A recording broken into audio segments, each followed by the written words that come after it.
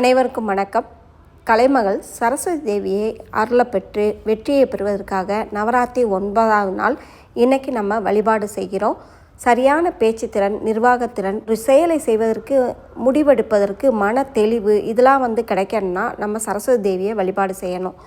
நம்ம வீட்டு முன்னால் தாமரை கோலம் நீங்கள் போட்டுக்கோங்க. குழந்தைகள் படிப்புக்கு மட்டும் இல்லாமல் நமக்கு புகழ், பெருமை இதெல்லாம் சேருவதற்கு சரஸ்வதி தேவியை வழிபாடு செய்யலாம். 9ஆம் நாள் சரஸ்வதி பூஜை, ஆயுத பூஜை இதெல்லாம் கொண்டாடுவாங்க. ஆனால் இந்த வருஷம் 11 நாள் மொத்தம் வருது.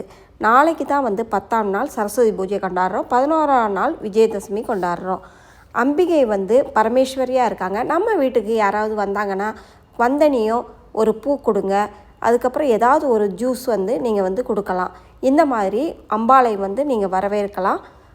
இன்றைக்கி போடக்கூடிய கோலம் அப்படின்னு பார்த்திங்கன்னா தாமரை கோலம். மலர் தாமரை வைத்து நீங்கள் வழிபாடு செய்யலாம். இலை மறிக்கொழுந்து, நெய்வேத்தியம் சர்க்கரை பொங்கல், சுண்டல், கொண்டக்கடலை, பழம், நாவல் பழம். சரஸ்வதி தேவிக்கு வச்சு வழிபட்டுட்டு என்ன ஸ்லோகம் சொல்லணும் அப்படின்னா, சகலகலாவல்லி மாலை, சரஸ்வதி அந்தாதி, 108 போற்றிகள், இல்லைன்னா சிம்பிளாக சரஸ்வதி நமஸ்துதம் வரதே காமரூபிணி வித்யாரம்பம் கரிஷ்யாமி சித்தர்பவது மேசதா. இந்த மந்திரத்தை தொடர்ந்து நீங்கள் சொல்லிக்கிட்டே வாங்க. சரஸ்வதி அருளை நீங்கள் பெறுங்க.